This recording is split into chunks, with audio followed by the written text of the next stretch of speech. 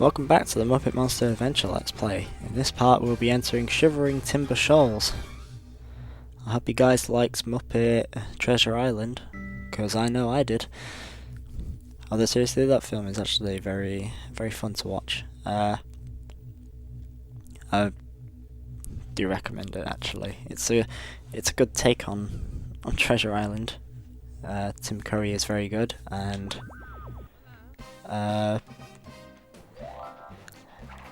I don't know about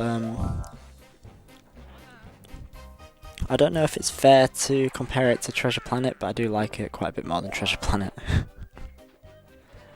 If there's one thing I can't stand about Treasure Planet, like I don't think Treasure Planet's fine, but I really don't like Long John Silver's voice in that.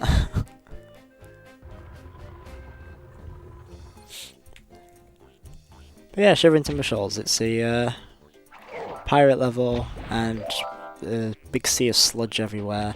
You have to go to this lighthouse so you can get those steps available. And here's the cheap shop. These are two enemies that you kind of have to already know are coming.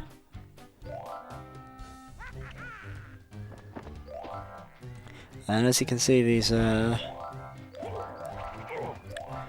like pirate enemies there are just reskins of those like knights from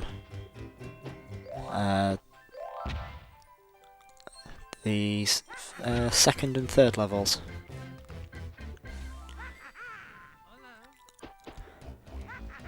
Here's something that I only found by chance. It's not on the golden snapper boards. They didn't consider it a secret, but there's really no way of telling that that wall is smashable. There's no crack on it. There's no there's like nothing to show that it was it's breakable. Just that it's a different colour. And it's only because I walked up to it once and noticed that the Miss Piggy star appeared. So I don't know if they forgot to like put that in a clapperboard, or if they were supposed to like put a crack in it or something. It's the only time it happens. Like my grandpa used to say, war is shell. And as we had Pepe say just then, his I guess his granddad was Jim Carrey, or the like King Prawn equivalent of Jim Carrey.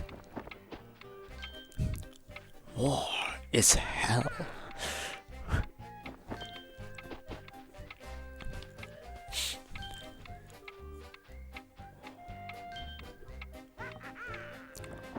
Yeah, collecting shells, pretty easy challenge. There's a lot like these where there's like a big, like yellow, like crazy taxi arrow telling us where to go.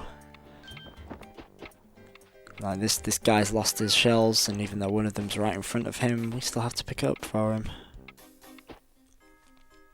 I mean, well, if you see the size of his stomach, you can obviously tell he's not really one for moving around and picking stuff up.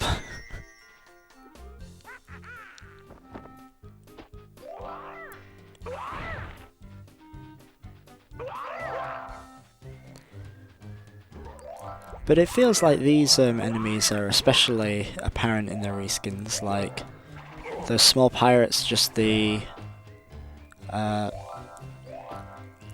there's people with the sledgehammers in the first world. The big pirates are just the swordsmen.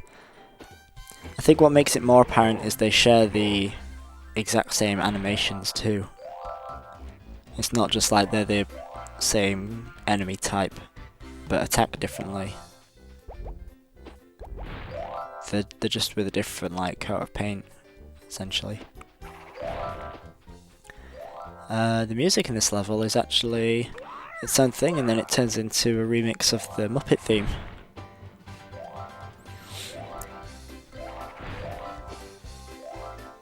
As you can hear right now.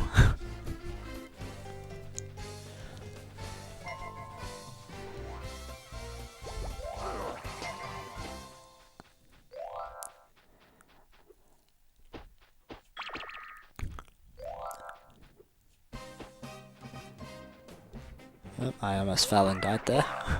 Because I don't think I would have been able to have made it around that platform if I'd fallen off there. I could have made it back, perhaps.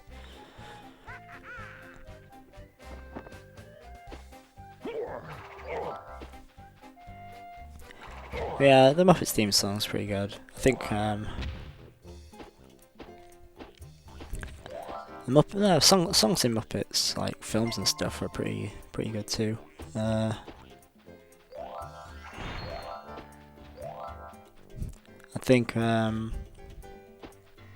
think my favourite Muppet song is that one where they're rapping that Dr. Dre and Snoop Dogg. No, not really. That's just a meme video.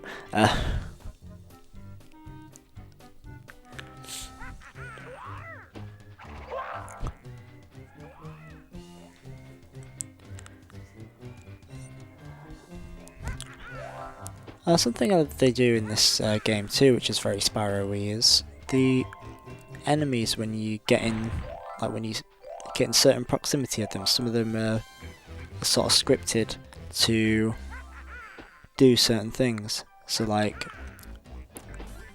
those two were waiting next to the big pirate, and then they decided to move a bit further forward when we got towards the end of the boat.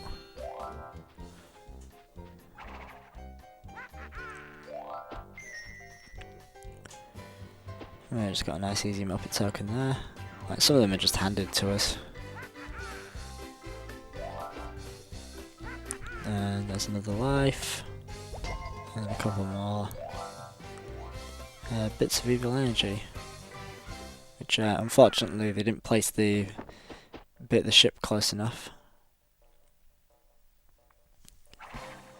So we can't actually glide along there.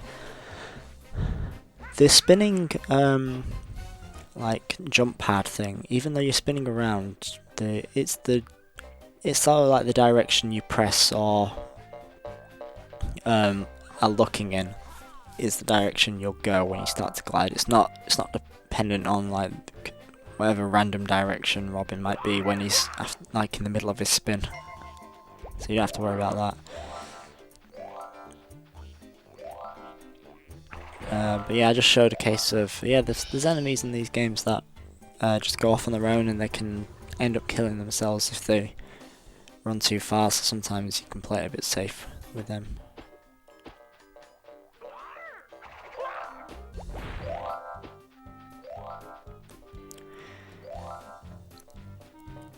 But yeah, so I did say that some of the enemies, they tend to fit their the theme, but I do question these ones. Like they're like babies on pogo sticks, and I'm not entirely sure what that has to do with pirates.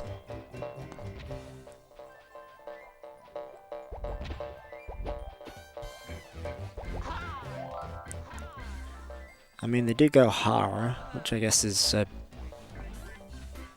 piratey thing. But that's really all they have going for them.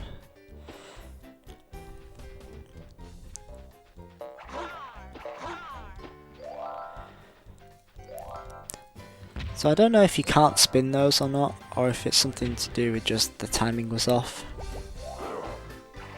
Because I still got hit by them even though I was in my spin animation when they hit me.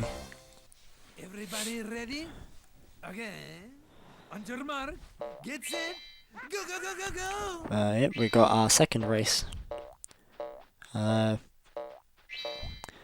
don't know, I can't say this one's any more difficult. Just you might get put off slightly by the idea that you have to like glide and jump in certain spots, and like this pogo boy here can just jump up them in like one go. Yeah, this is a pretty short race, so it's fairly easy. Way to go, okay? Hey, you give him the Muppet token, okay?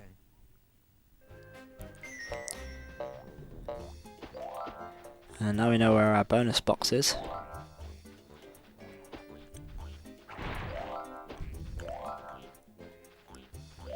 So just gotta get that final letter, which is actually right at the end here.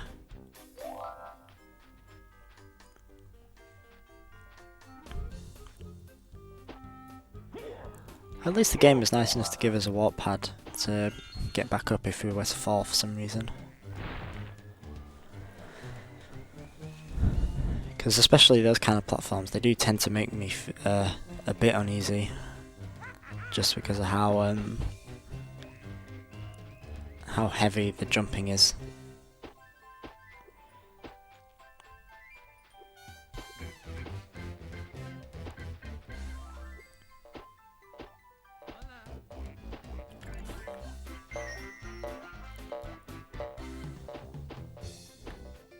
So the level's almost finished. We're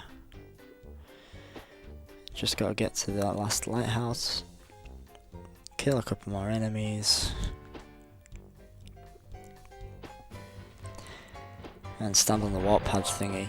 I remember when I was younger, I used to stand on the warp pad, but I used to try and time it so that it would be the colour I wanted it to be when it warped away.